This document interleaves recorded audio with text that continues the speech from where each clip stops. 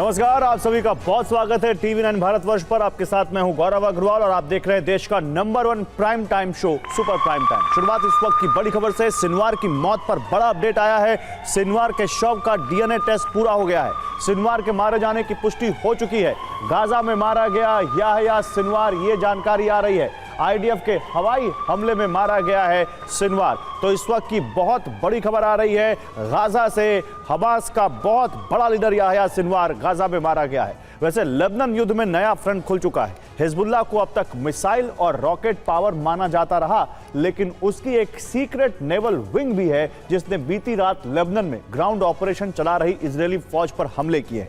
यानी युद्ध में अब दोनों ओर से नेवी की एंट्री हो चुकी है। हिजबुल्लाह ने समंदर से हमलों के साथ साथ जमीन पर भी घात लगाकर हमले किए हैं। इजरायल को इन हमलों में अब तक का सबसे बड़ा नुकसान हुआ है। हिजबुल्लाह को कमजोर समझकर ग्राउंड ऑपरेशन शुरू करने वाले इजरायल को बीती रात बड़ा झटका लगा है।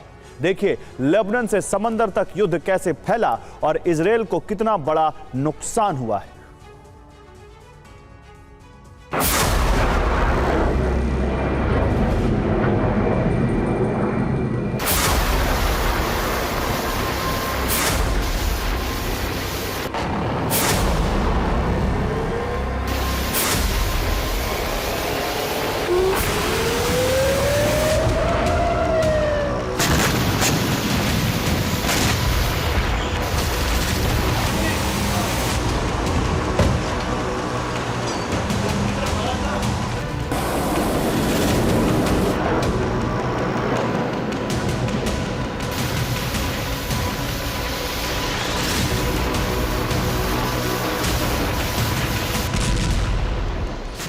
इजरायली सेना ने लेबनान में ग्राउंड ऑपरेशन शुरू करने से पहले दक्षिणी लेबनान से लेकर बेरूत तक हवाई बमबारी की।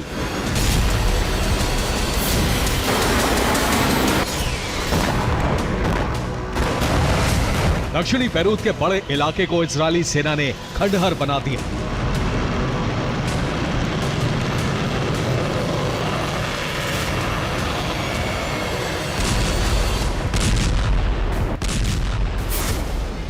इजरायल ने ग्राउंड ऑपरेशन से पहले रणनीति के तहत हमले किए।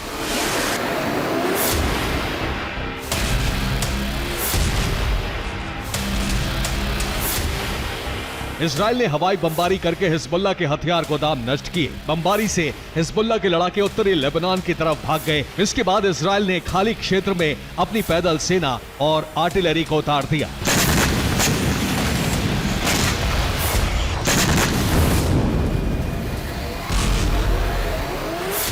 इजरायल को उम्मीद थी कि हवाई बमबारी के बाद हिजबुल्लाह की शक्ति कमजोर पड़ चुकी है, उसके लड़ाके बड़े पैमाने पर जख्मी हैं और उनका साहस जवाब दे चुका है।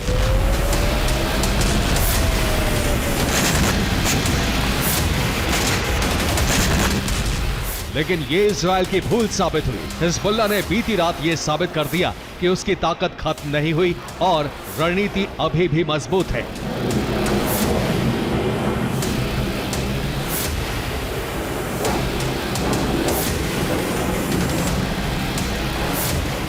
ये दक्षिणी लेबनान के ऑपरेशन में शामिल इजरायल का मरकावा टैंक है। इस टैंक पर हिजबुल्लाह के लड़ाकों ने हमले किए और देखिए टैंक का क्या हाल हुआ।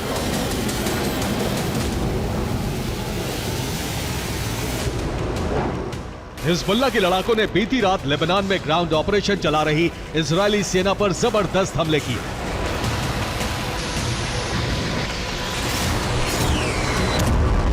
हिजबुल्लाह ने इजरायली टैंक ब्रिगेड पर घात लगाकर हमला किया।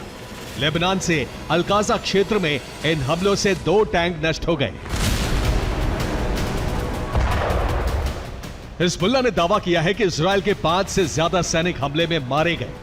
हिजबुल्लाह के हमले में इजरायल के 44 सैनिक घायल हुए हैं और इन घायलों में 10 की हालत गंभीर है। इजरायली सेना ने पूरी रात लेबनान में रेस्क्यू ऑपरेशन चलाया। मिलिट्री हेलीकॉप्टर से घायल सैनिकों को इजरायल लाया गया। इजरायल के 10 मिलिट्री हेलीकॉप्टर रेस्क्यू ऑपरेशन में शामिल हुए। तेल अवीव के शेबा तेल होशोमर और बेलिंसन अस्पताल में पूरी रात घायल सैनिकों का आना जाना जारी रहा।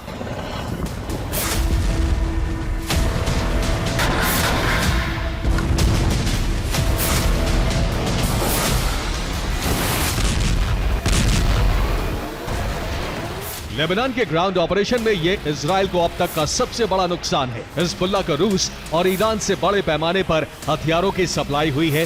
रिपोर्ट ये भी है कि हिजबुल्लाह ने समुद्र से भी इजराइल पर हमले शुरू कर दिए हैं।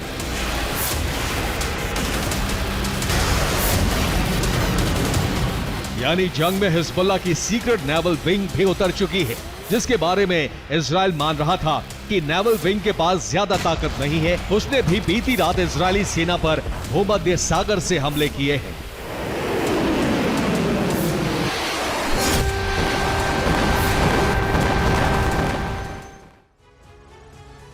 तो 16 अक्टूबर को हिजबुल्लाह की नेवल विंग युद्ध में उतर गई। लेबनान के तटीय इलाकों में जैसे ही इजरायली सेना ने ग्राउंड ऑपरेशन शुरू किया, हिजबुल्लाह की नेवल विंग के छोटे युद्धपोतों ने तटीय इलाकों पर भूमध्य सागर से फायरिंग शुरू कर दी। रिपोर्ट है कि हिजबुल्लाह ने इजरायली सेना पर 76 mm की नेवल गन से फायरिंग की है। इस हमले में भी इजरायली सेना को बड़े नुकसान की रिपोर्ट है। हिजबुल्लाह की समुद्री शक्ति का सबूत है कि युद्ध में नेवल आर्म विंग सक्रिय हो चुकी है। इजरायल की रिपोर्ट है कि ईरान की मदद से सीक्रेट तौर पर हिजबुल्लाह की नेवल विंग बनी है। रिपोर्ट यह भी है कि हिजबुल्लाह के पास एंटी शिप मिसाइल भी हैं, जो इजरायली नेवी के लिए खतरा है। ईरान से हिजबुल्लाह को नेवल बैलिस्टिक मिसाइलें भी मिली हैं। मोसाद की रिपोर्ट है कि हिजबुल्लाह को रशियन मेड सुपरसोनिक याखोंत मिसाइल भी दी गई है। ये सुपरसोनिक याखोंत मिसाइलें रूस ने सीरिया को बेची थी। सीरिया की असद सरकार ने ईरान के इशारे पर यह मिसाइलें हिजबुल्लाह को दी हैं।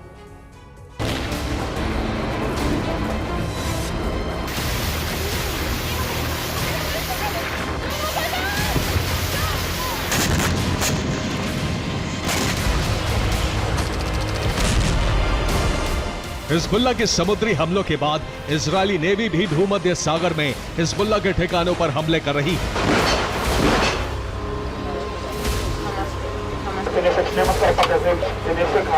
हिजबुल्लाह और इजरायल की जंग का विस्तार होता जा रहा है और अब सिर्फ इजरायल ही लेबनान पर हमले नहीं कर रहा, बल्कि इजरायल के सभी शहर हिजबुल्लाह के निशाने पर हैं।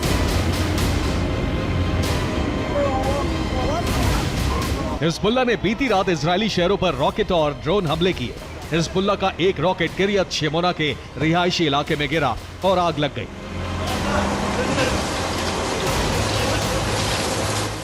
हिजबुल्लाह के हमलों के चलते किरियत शेमोना इलाके को इजरायल ने पूरी तरह खाली करने के आदेश जारी कर दिए हैं। बीती रात किरियत शेमोना में एक के बाद एक कई रॉकेट गिरे। इजरायली टीवी चैनल रात भर इन हमलों की लाइव कवरेज करते रहे। बीती रात इजरायली शहरों में हिजबुल्लाह के ड्रोन उड़ते नजर आए और दहशत फैल गई। 17 अक्टूबर की सुबह भी इजरायल पर हिजबुल्लाह के ताबड़तोड़ हमले जारी रहे। हिजबुल्लाह ने इजरायली बेस पर हमले के लिए ईरान की नस्र-1 मिसाइल का भी इस्तेमाल किया। वेस्टर्न गैलीली, सेंट्रल गैलीली, नहरिया, किरियत शेमोना, इजरायल की बेत लिट बैरक पर कई धमाके हुए। हिजबुल्लाह के सभी रॉकेट और ड्रोन को इजरायल का short range defence system iron dome भी रोकने में नाकाम रहा। हिजबुल्लाह के कार्यवाहक प्रमुख नईम कासिम ने संदेश जारी कर दिया है कि इजरायल के हर शहर पर हमले किए जाएंगे।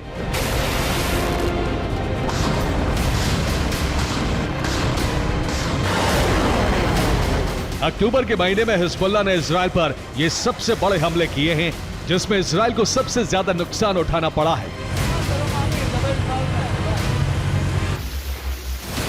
रूस और ईरान से हथियार आपूर्ति मिलते ही हिजबुल्लाह ने अपनी ताकत दिखा दी है। साथ ही यह भी साबित कर दिया है कि अगर वो एक साथ 30-40 रॉकेट दागता है तो इजरायल का डिफेंस सिस्टम भी नाकाम किया जा सकता है। Bureau report, TV9 Bharatvarsh.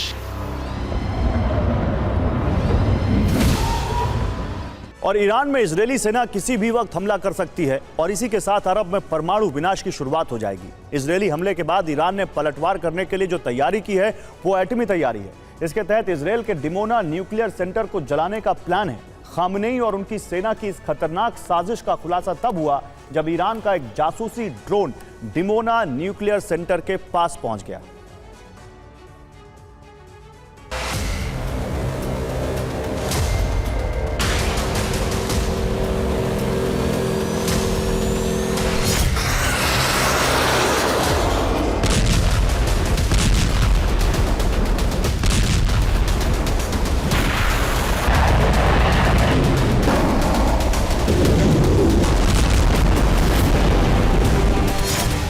Israel में हर महत्वपूर्ण जगहों पर अमेरिका के terminal high altitude area defence यानी थाड की तैनाती हो चुकी है।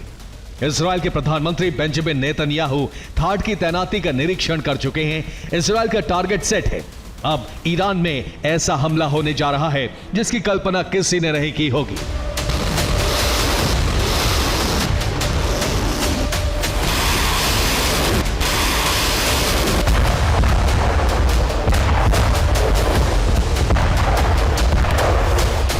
तेल अवीव से आज बहुत बड़ी खबर आई। खबर ये कि आईडीएफ ने ईरान में अपने टारगेट न सिर्फ लोकेट कर लिए हैं बल्कि उन्हें लॉक भी कर लिया है। इजराइल के प्रधानमंत्री नेतन्याहू ने अपनी सेना को ईरान में हमले करने की अनुमति भी दे दी है। इसका मतलब यह हुआ कि इजराइल का प्रतिशोध किसी भी वक्त शुरू होने जा रहा है।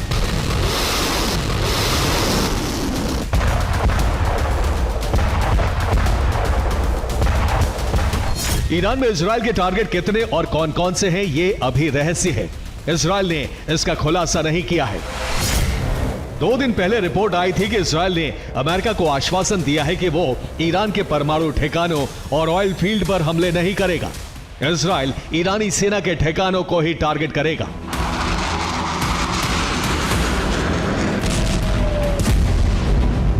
ऐसे में माना जा रहा है कि इजराइल ने ईरान के अंदर जो भी टारगेट लॉक किए हैं वो ईरानी सेना के ठिकाने, सैन्य बेस, एयरबेस और हथियार गोदाम हो सकते हैं।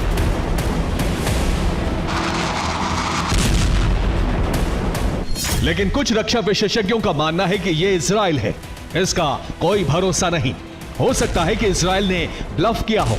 इस बात की आशंका ज्यादा है कि ईरान को निश्चिंत करने के लिए ही इजराइल ने उसके एटमी सेंटर और ऑयल फील्ड पर हमले नहीं करने की बात कही है। अगर ऐसा है तो इसका मतलब यह हुआ कि इजराइल ईरान के परमाणु ठिकानों पर ब्लास्ट कर सकता है।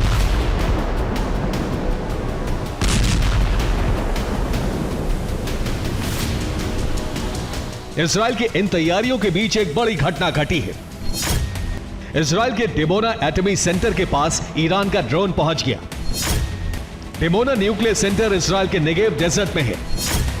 नेगेव डेजर्ट में डिमोना न्यूक्लियर सेंटर के पास ही अमेरिकी थाड की तैनाती की गई है।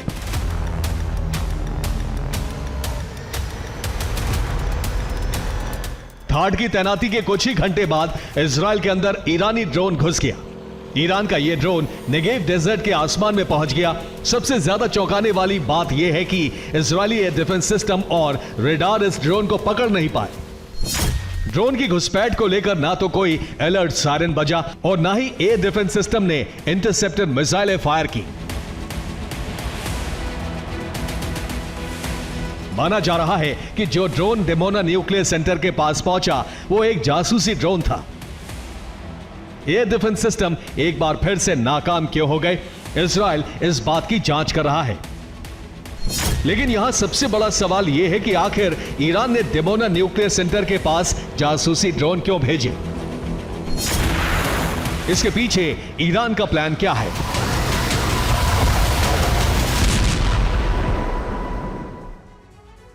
तो इजराइल के हमले के बाद ईरान का काउंटर प्लान क्या है? इजराइल में ईरान ने ड्रोन क्यों भेजे? रिपोर्ट्स के मुताबिक ईरान का जासूसी ड्रोन इजराइल के डिमोना एटमी सेंटर की रेकी करने पहुंचा था। ईरानी ड्रोन ने डिमोना एटमी सेंटर के पास मौजूद सुरक्षा चक्र से जुड़ी जानकारी जुटाई। एटमी सेंटर के पास जो अमेरिकी थाड तैनात किया गया है वो कितना कारगर है इसे भी चेक किया। इतना ही नहीं, ईरान के ड्रोन ने डिमोना न्यूक्लियर सेंटर के पास कौन कौन से एयर डिफेंस तैनात किए हैं, उनका लोकेशन क्या है, इसकी भी तस्वीरें ली। ईरान के इस कदम को इजराइल के हमले के बाद पलटवार की तैयारी के तौर पर देखा जा रहा है। माना जा रहा है कि अगर इजराइल ने ईरान में हमला किया तो ईरान इजराइल के डिमोना न्यूक्लियर सेंटर को टारगेट कर सकता है।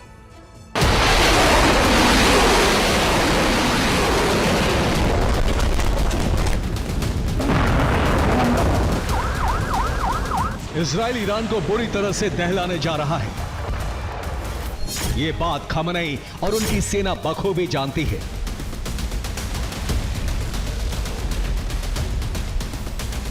नेतन्याहू और बाइडेन के खतरनाक इरादे का पता तब चला जब अमेरिका ने इजराइल की धरती पर कई महत्वपूर्ण लोकेशन पर अपने खतरनाक थाड एयर डिफेंस सिस्टम की तैनाती कर दी।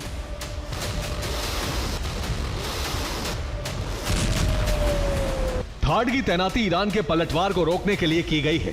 इजराइल और अमेरिका का मानना है कि ईरान में इजराइल के हमले के बाद ईरानी सेना भी इजराइल पर पलटवार करेगी।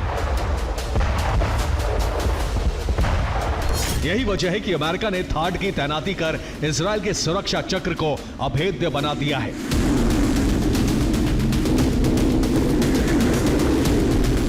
ईरान भी पलटवार करने को तैयार है। ईरान के टारगेट पर इजराइल का डिमोना न्यूक्लियर सेंटर है।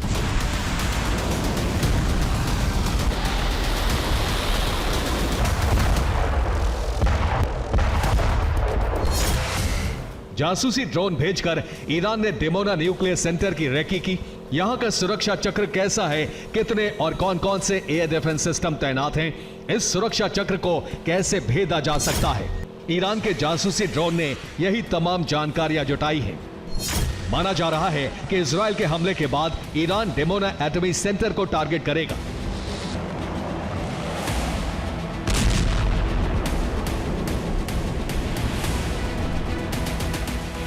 अमेरिका ने इजराइल में थाड की तैनाती की तो ईरान ने अमेरिका के साथ परमाणु वार्ता रोक दी। उधर ईरान के विदेश मंत्री अब्बास अरागची मिस्र पहुंचे हैं। अरागची के जरिए ईरान अरब देशों को इजराइल के खिलाफ एक साथ लाने में जुट गया है। अरब में हालात बहुत बिगड़ गए हैं। माना जा रहा है कि ईरान में इजराइल के हमले के साथ ही अरब में परमाणु युद्ध की शुरुआत हो जाएगी। Bureau report, TV9 Bharatvarsh. और देखिए, जो एक बड़ी खबर आ रही है वो ये कि हमास चीफ सिनवार की मौत की पुष्टि IDF के बाद अरब मीडिया ने इसकी पुष्टि की है। अल अरबिया ने मौत की पुष्टि की। सिनवार के शव की तस्वीर सामने आई है। तस्वीर थोड़ी विभत्स है जिसको हम आपको दिखा नहीं सकते, लेकिन ये तस्वीर बताती है कि ये सिनवार ही है। IDF के बाद अब अरब मीडिया ने भी इस बात की जानकारी दी है। अल अरबिया ने मौत की पुष्टि कर दी है।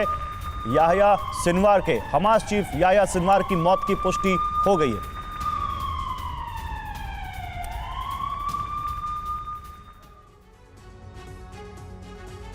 तो इजराइल की जंग में अमेरिका ने अपना B-2 बॉम्बर उतार दिया है, जिसने बीती रात हूती के ठिकानों पर बड़ी स्ट्राइक की।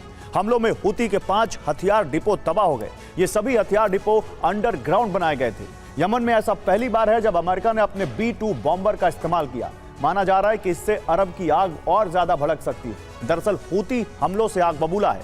उसने साफ कर दिया है कि अमेरिकी हमलों का परिणाम उसे और उसके मित्र देशों को भुगतना पड़ेगा, और यह बहुत जल्द होगा।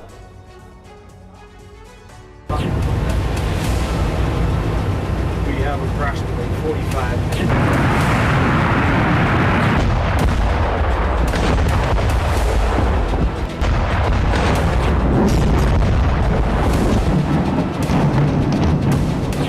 16 अक्टूबर की रात यमन में धमाकों की रात थी।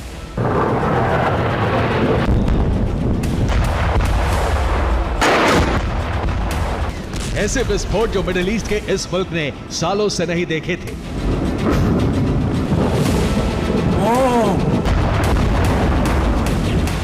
इन धमाकों के प्रायोजक थे अमेरिका के राष्ट्रपति जो बाइडेन,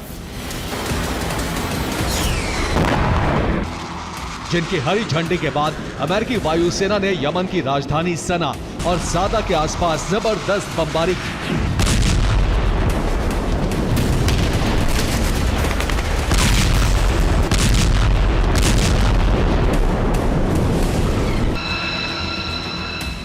आधी रात मिडिल ईस्ट पहुंचे दुनिया के सबसे विध्वंसक B-2 बॉम्बर ने सना के आसपास मौजूद हूती के हथियार डिपो को तबाह कर दिया।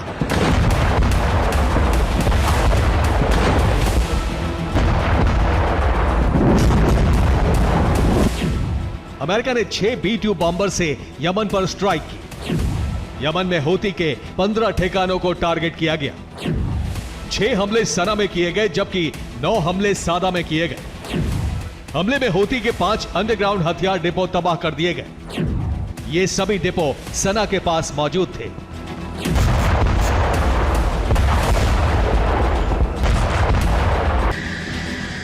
अमेरिका ने हमलों के लिए जाते अपने B-2 स्पिरिट बॉम्बर्स का वीडियो भी जारी किया है।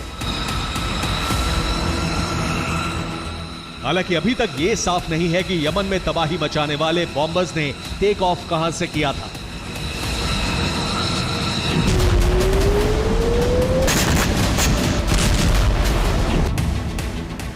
मिडिल ईस्ट में B-2 बॉम्बर का इस्तेमाल कर अमेरिका ने युद्ध की सारी सीमाओं को तोड़ दिया है।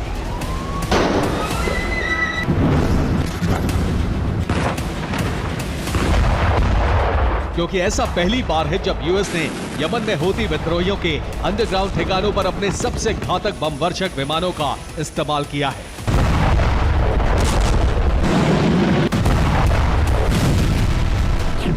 हमले के बाद अमेरिकी रक्षा मंत्री लॉयड ऑस्टिन ने एक बयान जारी किया जिसमें उन्होंने हूती को आने वाले बारूदी भविष्य की चेतावनी दी।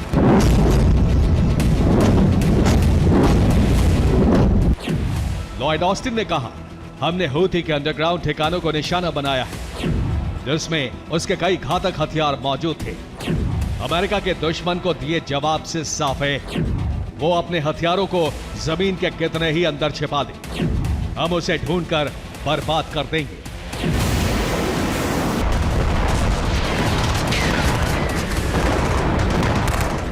बीते एक साल से मिडिल ईस्ट चल रहा है, लेकिन अभी तक अमेरिका शांति की बात करता आ रहा था। इजराइल और उसके दुश्मनों में युद्ध की आग भड़कने से रोकने की कोशिश कर रहा था। ऐसे में सवाल है कि अचानक उसने हूती पर हमले का फैसला क्यों लिया, वो भी उस B-2 बॉम्बर से जो 2017 के बाद से अमेरिकी बेस पर खामोश खड़ा था।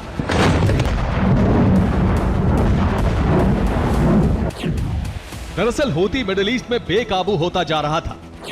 बीते एक साल में वो अमेरिका के 10 MQ-9 रीपर ड्रोन तबाह कर चुका था। इसके साथ ही लाल सागर और अदन की खाड़ी में भी हूती आक्रामक था। वो यहां मौजूद मालवाहक विमानों को टारगेट कर रहा था। अमेरिकी युद्धपोतों को भी उसने कई बार टारगेट किया था। हूती के हमलों को रोकने के लिए उसके हथियार डिपो को टारगेट करना अमेरिका की मजबूरी बन चुका था। हालांकि अमेरिका के लिए यह स्ट्राइक इतनी आसान नहीं थी, क्योंकि जिन हथियार डिपो को तबाह किया गया वो जमीन से कई फीट नीचे मौजूद थे।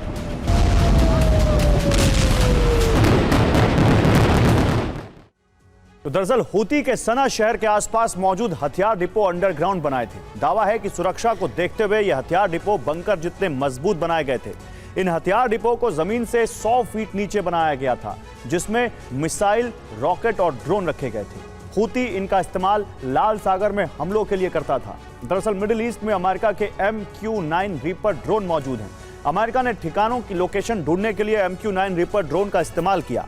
अमेरिका ने कुल 5 अंडरग्राउंड हथियार डिपो की पहचान की, जिसके बाद B-2 बॉम्बर से सभी टारगेट्स को लॉक किया गया। B-2 बॉम्बर से हमले के लिए GBU-28 बंकर बस्टर बम का इस्तेमाल किया गया।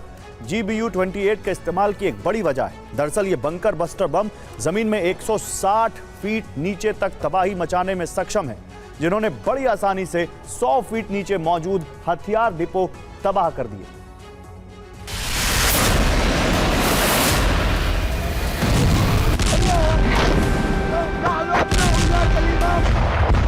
हूती पर स्ट्राइक को अमेरिका और इजराइल के दुश्मन के लिए चेतावनी माना जा रहा है। साथ ही दावा है कि अमेरिका हूती को जड़ से खत्म करने का ऑपरेशन शुरू कर सकता है। इसीलिए उसने 8 साल बाद B-2 बॉम्बर से शक्ति प्रदर्शन किया है।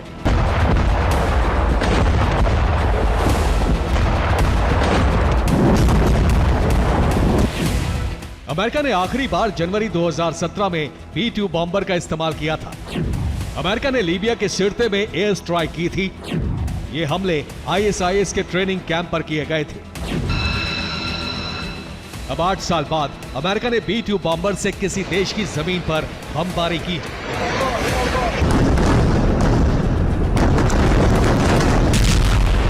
हालांकि कुछ रिपोर्ट्स की माने तो स्ट्राइक में अमेरिका के फाइटर जेट भी शामिल थे, जिनमें से एक फाइटर जेट को हूती ने मार गिराया। इधर वॉशिंगटन के माउंट रेनियर में एक E-18 ग्रोलर फाइटर जेट के क्रैश होने की खबर है। माना जा रहा है कि इस फाइटर जेट का हूती पर हुई स्ट्राइक से कनेक्शन था। हालांकि अमेरिका की तरफ से इस पर अब तक कोई बयान सामने नहीं आया है। इन हमलों के जरिए अमेरिका की कोशिश हूती को डराने की थी, लेकिन अमेरिकी स्ट्राइक के बाद वो और भड़क गया है। हमले के बाद हूती ने एक वीडियो जारी किया है। इस वीडियो में हूती लड़ाके यमन की समुद्री सीमा में नजर आ रहे हैं। उनके हाथों में रॉकेट लॉन्चर्स हैं। हूती ने इस वीडियो का टाइटल जिहाद वाली जंग दिया है।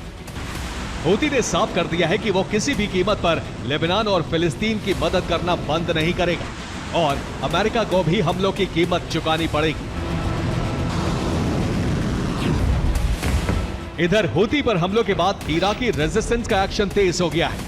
उसने इजराइल पर हमले शुरू कर दिए हैं। दावा है कि इराकी प्रॉक्सी अपने सीक्रेट ड्रोन से इजराइल पर हमले कर रहे हैं।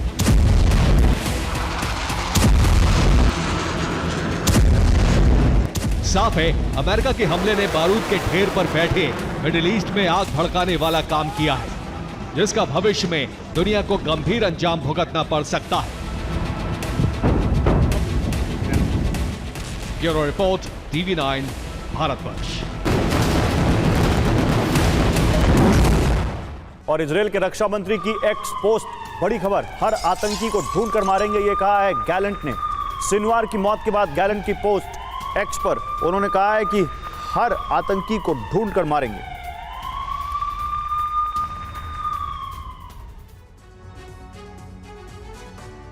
तो इजरायल ने हिजबुल्लाह के बढ़ते हमलों को रोकने के लिए एयर ऑपरेशन तेज कर दिया है। हिजब के हथियार सप्लाई का रूट काटने के लिए फिर से सीरिया पर हमले किए गए। बीती रात इजरायली वायुसेना ने सीरिया में एयर स्ट्राइक करके हिजबुल्लाह के हथियार गोदामों को ध्वस्त कर दिया।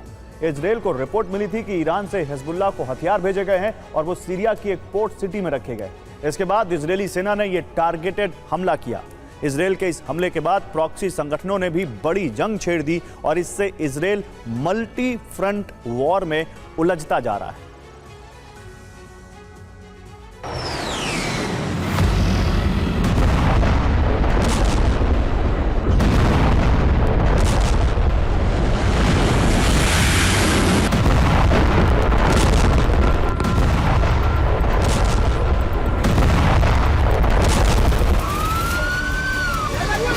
सीरिया में धमाके के बाद उठता ये लपटों का गुबार और चिंगारियां इजरायल के हवाई हमले का नतीजा है।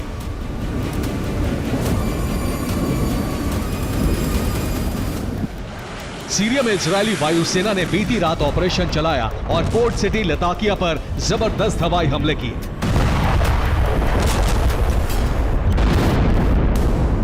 सीरिया की पोर्ट सिटी लताकिया में एक हथियार गोदाम को इजरायली सेना ने निशाना बनाया। इस हथियार गोदाम में ईरान से पहुंचे हथियार रखे गए थे। ये हथियार हिजबुल्लाह को दिए जाने थे।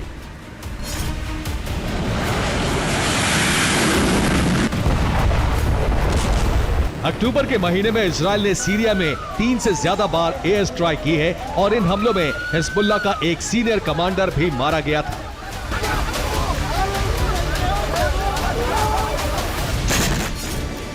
लेबनान के बाद जंग सीरिया की तरफ बढ़ रही है, तो इसकी वजह है सीरिया से हिजबुल्लाह को हथियारों की सप्लाई।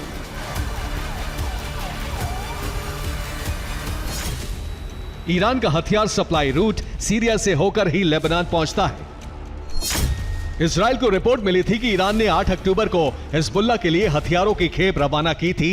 यह खेप 10 अक्टूबर को ईरान पहुंची और 12 अक्टूबर को यह खेप सीरिया पहुंच गई। इसके बाद इन हथियारों को लेबनान भेजने के लिए सीरिया की पोर्ट सिटी लताकिया तक पहुंचाया गया। लताकिया से भूमध्य सागर रूट से छोटी नावों के जरिए ये हथियार उत्तरी लेबनान तक पहुंचाए जाने थे।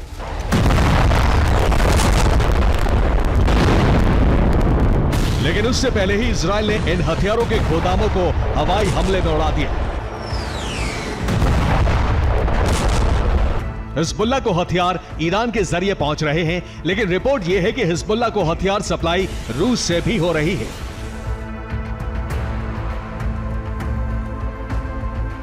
इजरायल के प्रधानमंत्री बेंजामिन नेतन्याहू ने कहा है कि लेबनान में हिजबुल्लाह के ठिकानों से रूस के हथियार बरामद हो रहे हैं। रूस से हिजबुल्लाह को आधुनिक और घातक हथियारों की सप्लाई हो रही है।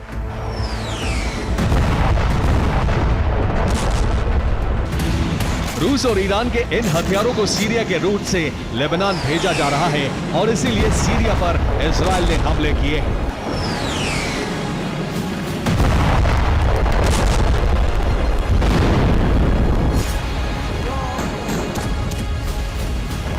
ब्रिटिश मीडिया की रिपोर्ट यह भी है कि इजरायल के हमलों से बचने के लिए ईरान हथियारों की सप्लाई का दूसरा तरीका भी अपना रहा है। ईरान समुद्र के जरिए हिजबुल्लाह को हथियार सप्लाई कर रहा है। मालवाहक जहाजों में कंटेनर लादकर पहले यूरोप भेजे जा रहे हैं। यूरोप के बड़े पोर्ट पर सामान उतारा जा रहा है। इसके बाद वापसी में हथियारों के कंटेनर सीरिया पहुंचाए जा रहे हैं। हथियारों की डिलीवरी के शक से बचने के लिए ईरान इस तरह के लंबे रूट का इस्तेमाल कर रहा है।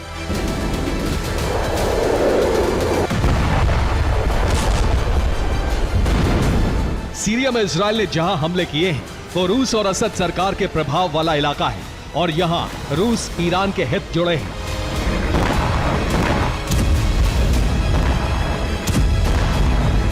इजराइल के इन हमलों के बाद रूस ने अमेरिका को सीधी चुनौती दे दी है।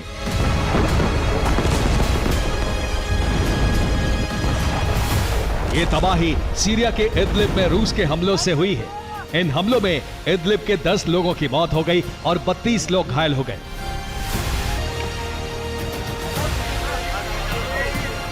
इदलिब क्षेत्र तुर्की और अमेरिका के प्रभाव वाला इलाका है। असद सरकार के विरोधी गुटों ने 2015 में नॉर्थ वेस्ट सीरिया के बड़े हिस्से पर कब्जा कर लिया। इस क्षेत्र पर असद सरकार का दोबारा नियंत्रण स्थापित करने में रूस मदद कर रहा है। इदलिब के असद विरोधी गुटों को अमेरिका और तुर्की का समर्थन है। 2020 में रूस और तुर्की यूएस के बीच सीज फायर समझौता हुआ था, लेकिन इजराइल के लताकिया हमलों के बाद रूस ने अमेरिकी प्रभाव वाले सीरियाई इलाके में हमले शुरू कर दिए हैं।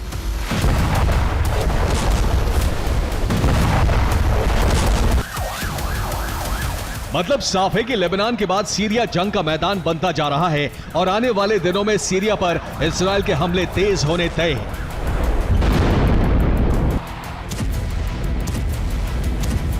क्योंकि लताकिया पर हमलों के बाद इराक और सीरिया से इस्लामिक रेजिस्टेंस ऑफ इराक ने इजराइल पर ड्रोन हमले किए हैं।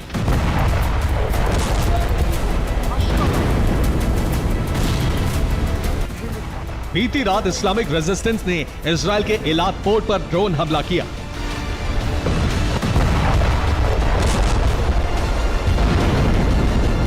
इजराइल अब मल्टी फ्रंट जंग में उलझ चुका है। गाजा, लेबनान, सीरिया, इराक और ईरान में इजराइल लगातार हमले कर रहा है और इन हमलों का टारगेट प्रॉक्सी के ठिकाने और हथियार गोदाम ही है।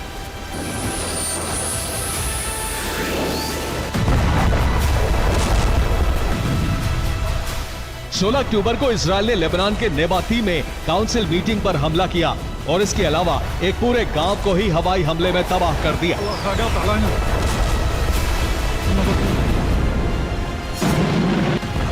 नेबाती में इजराइल ने नगर निगम की इमारत पर हमला किया। इस हमले में नेबाती के मेयर सहित 15 लोग मारे गए।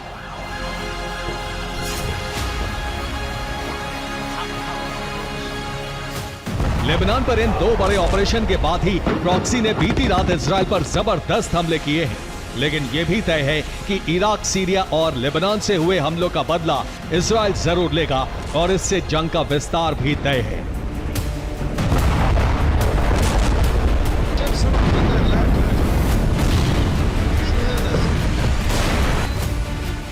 Bureau report, TV9 Bharatvarsh.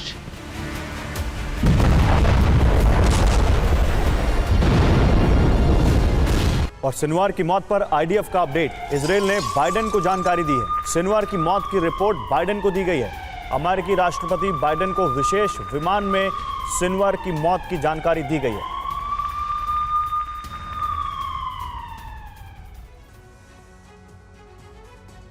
और अब बात रूस यूक्रेन युद्ध की। क्या यूक्रेन युद्ध महायुद्ध में बदलने जा रहा है?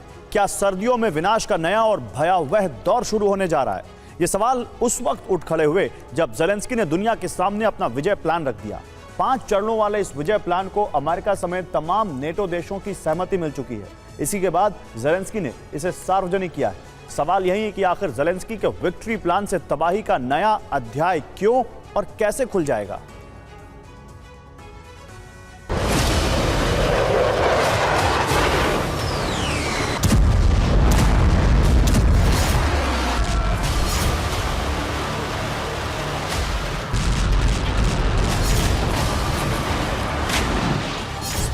інвестування та використання відповідного। रूस और यूक्रेन के बीच छिड़ी ये जंग और भी विध्वंसक होने जा रही है। सर्दियों में खतरनाक जंग की पटकथा लिखी जा चुकी है।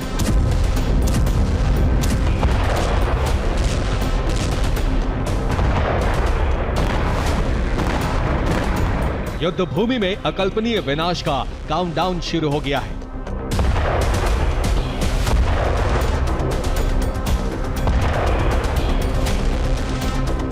अमेरिका और नेटो देशों ने सर्दियों में जंग के लिए यूक्रेन को हथियारों की सप्लाई तेज कर दी।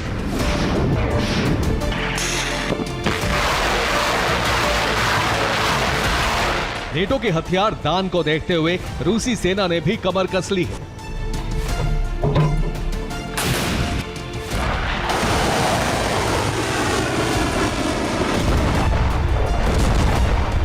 रूस ने यूक्रेन को जलाने के लिए समुद्र में तैनाती बढ़ा दी है।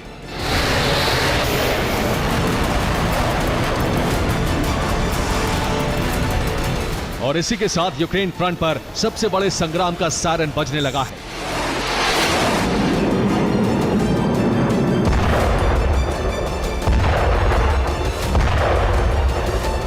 जंग के मैदान में महाप्रलय की रूपरेखा खुद यूक्रेन के राष्ट्रपति वोलोदिमीर ज़ेलेंस्की ने तैयार की है।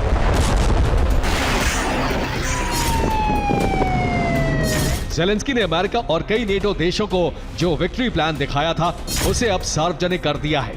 ज़ेलेंस्की ने यूक्रेन की संसद से इस विक्ट्री प्लान को दुनिया के सामने रखा।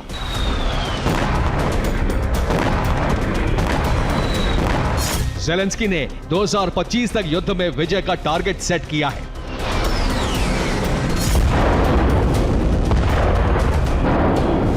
ज़ेलेंस्की का यह मिशन 5 चरणों का है जो अब शुरू होने जा रहा है। ज़ेलेंस्की का 5 चरणों वाला यह विजय अभियान क्या है, अब इसे समझिए।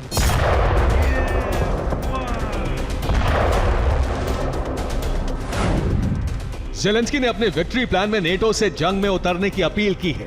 यूक्रेन की सेना और सुरक्षा कवच को मजबूत करने का लक्ष्य निर्धारित किया है। यूक्रेन में नेटो के एयर डिफेंस और हथियारों की तैनाती की मांग की गई है। अमेरिका और यूरोपियन यूनियन से यूक्रेनी ठिकानों की सुरक्षा की अपील की है। जंग के बाद यूरोप में तैनात अमेरिकी सैनिकों की जगह यूक्रेन के सैनिक तैनात किए जाएंगे। ज़ेलेंस्की के इस प्लान पर न सिर्फ अमेरिका को भरोसा है बल्कि नेटो को भी एतबार है। यही वजह है कि अमेरिका समेत कई देशों ने ज़ेलेंस्की की मांग को पूरा करने पर विचार शुरू कर दिया है।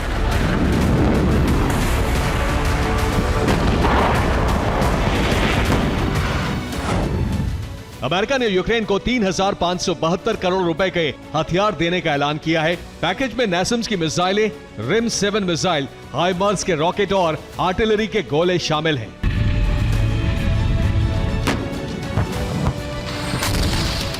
अमेरिका के साथ ही कई देशों ने यूक्रेन को सैन्य सहायता देने की घोषणा की है।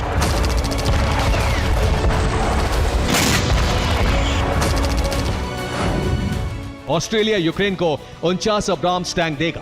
फ्रांस खतरनाक ड्रोन की सप्लाई करेगा। माना जा रहा है कि यूक्रेन इन हथियारों से सर्दियों में भीषण जंग लड़ेगा। नेटो और यूक्रेन की खतरनाक रणनीति को देखते हुए रूस ने बाल्टिक और आर्कटिक में नेवल तैनाती तेज कर दी है।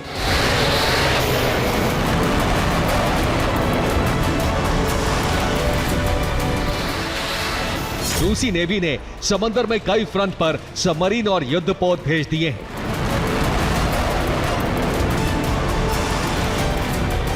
जाहिर है अगर नेटो के हथियारों से रूस की धरती पर हमले हुए तो पुतिन सेना न सिर्फ यूक्रेन को बल्कि कई नेटो देशों को भस्म करने की तैयारी कर चुकी है।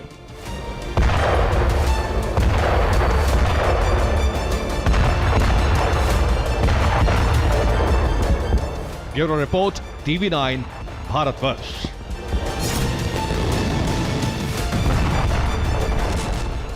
इधर जो बाइडेन जर्मनी के दौरे पर है, जहां उनकी जर्मन चांसलर से मुलाकात होगी।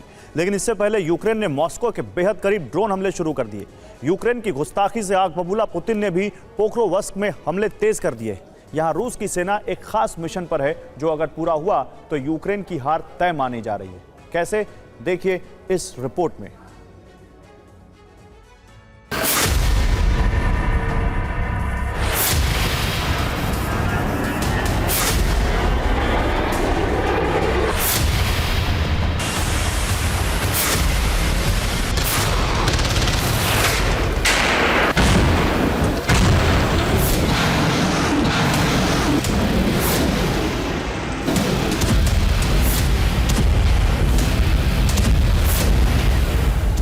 रूसी राष्ट्रपति व्लादिमीर पुतिन हो या यूक्रेन के राष्ट्रपति वोलोदिमीर ज़ेलेंस्की, दोनों की नजरें इस वक्त जर्मनी पर टिकी हैं।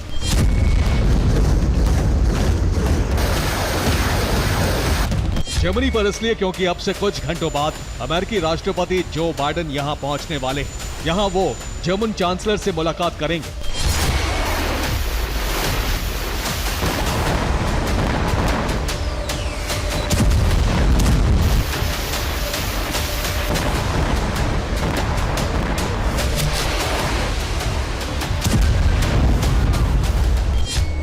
इस मुलाकात का एजेंडा होगा रूस और यूक्रेन की जंग। बाइडेन और शोल्स की मुलाकात को लेकर व्हाइट हाउस ने अपने एक बयान में कहा है, अमेरिकी राष्ट्रपति जर्मनी के दौरे पर हैं। वो जर्मन चांसलर से द्विपक्षीय मुलाकात करेंगे। बाइडेन की यात्रा का बड़ा एजेंडा रूस यूक्रेन जंग होगा। रूस के खिलाफ यूक्रेन को समर्थन जारी रखने पर बात होगी।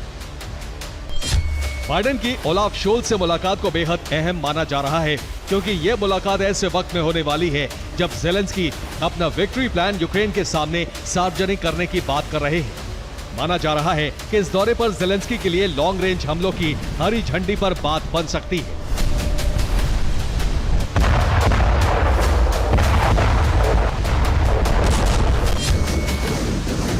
इधर बाइडेन जर्मनी पहुंचने वाले हैं और उधर यूक्रेन ने मॉस्को के बेहद करीब हमले शुरू कर दिए हैं। दावा है कि रूस के चाक्लोवस्की मिलिट्री फील्ड पर बड़ा हमला हुआ है। यह मिलिट्री फील्ड मॉस्को से कुछ किलोमीटर की दूरी पर मौजूद है। हाल ही में यहां यूक्रेन के ड्रोन मंडराते नजर आए थे। हालांकि रूस अब तक इस पर चुप है, लेकिन सोशल मीडिया पर वायरल तस्वीरें चाक्लोवस्की मिलिट्री फील्ड पर हमले की गवाही दे रही हैं। दावा है कि तस्वीर में नजर आ रहा यह धुआं चाक्लोवस्की मिलिट्री फील्ड से उठ रहा है। सिर्फ इतना ही नहीं, एक वीडियो में रूसी हेलीकॉप्टर आसमान से पानी गिराते नजर आ रहे हैं। माना जा रहा है कि ज़ेलेंस्की बाइडेन के जर्मनी दौरे से उत्साहित हैं और मॉस्को के बेहद करीब हमले कर रहे हैं।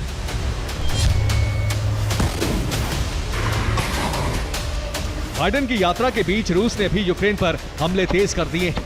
खासकर पोक्रोवस्क को जीतने के लिए रूस ने पूरी ताकत झोंक दी है। रूस ने पोक्रोवस्क के पास क्रास्नी यार गांव पर कब्जा कर लिया है। यहां पर रूसी झंडे लहरा रहे हैं।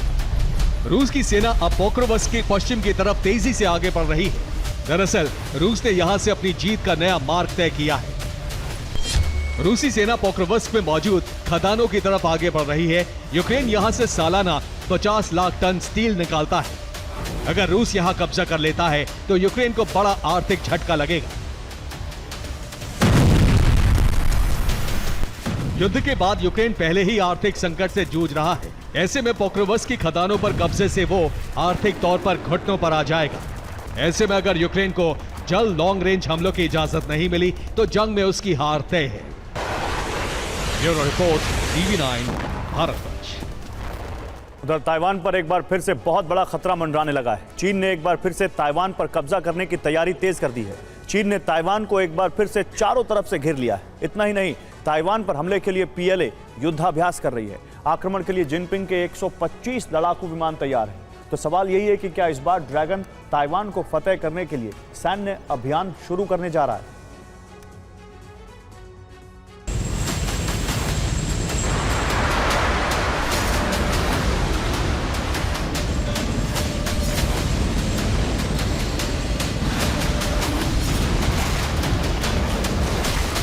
दुनिया जिस वक्त दो महायुद्ध में फंसी है, उस वक्त चीन के राष्ट्रपति शी जिनपिंग बहुत बड़ा षड्यंत्र रच रहे हैं। जिस वक्त अमेरिका, अरब और यूक्रेन जंग में उलझा हुआ है, उस वक्त ड्रैगन ताइवान को हड़पने में लग गया है।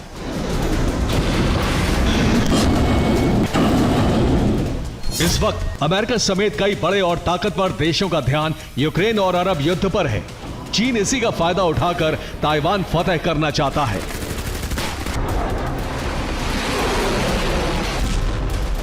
चीन के राष्ट्रपति और चीन की सेना PLA ने 24 घंटे के अंदर जो कुछ किया वो यही संदेश दे रहा है कि चीन ताइवान पर कब्जा करने के लिए बड़ा सैन्य अभियान लॉन्च करने जा रहा है।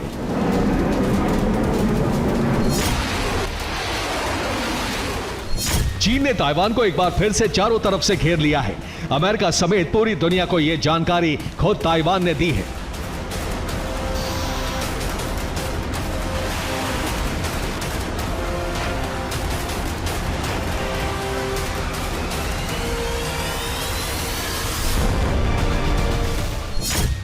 ताइवान के मुताबिक चीन के 20 फाइटर प्लेन और 8 युद्धपोत ताइवान के बेहद करीब पहुंच गए हैं। हद तो तब हो गई जब चीन के 20 लड़ाकू विमान ताइवान के एयर स्पेस में घुस गए। इतना ही नहीं, चीनी सेना ने ताइवान स्ट्रेट के पास फुजियान प्रांत में बड़ा युद्धाभ्यास शुरू कर दिया है। पीएलए इस युद्धाभ्यास में ताइवान पर हमले की प्रैक्टिस कर रहा है।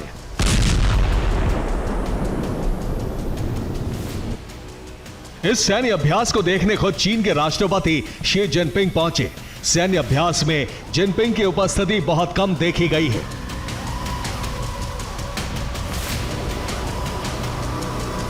ऐसे में जिनपिंग का यहां जाना इस बात का संकेत है कि चीन की सेना कुछ बड़ा करने जा रही है। ताइवान पर हमले का खतरा इसलिए बढ़ गया है क्योंकि फुजियान में चीन ने 125 लड़ाकू विमान तैनात कर दिए हैं। ताइवान स्ट्रेट के पास चीन ने अपना लियाओनिंग एयरक्राफ्ट कैरियर भी डिप्लॉय कर दिया है। माना जा रहा है कि यह अमेरिका के खिलाफ पुतिन और जिनपिंग का संयुक्त षड्यंत्र है।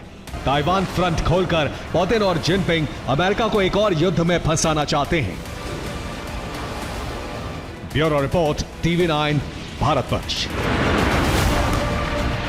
और देखिए एक बड़ी खबर है, राफा में 10 IDF सैनिकों की मौत का दावा किया गया है। टनल में घुसते वक्त इजरायली सैनिकों की मौत हो गई। हमास ने टनल के एंट्री गेट को बम से उड़ाया। अल कस्साम ब्रिगेड ने जारी किया वीडियो।